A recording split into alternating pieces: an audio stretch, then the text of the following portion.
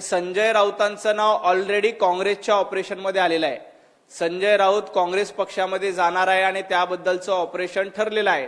संजय राऊतांना राज्यसभेची खासदारकी पुढच्या वेळेला मिळणार नाही, त्यामुळे संजय राऊत राज्यसभेच्या खासदारकीसाठी राहुल गांधी यांच्या संपर्कात आहेत आणि राहुल गांधीकडे संजय राऊत जाणार आहेत। काँग्रेसमध्ये संजय राऊत प्रवेश करणार आहेत। हे पांढऱ्या दगडावरची काळी रेष आहे।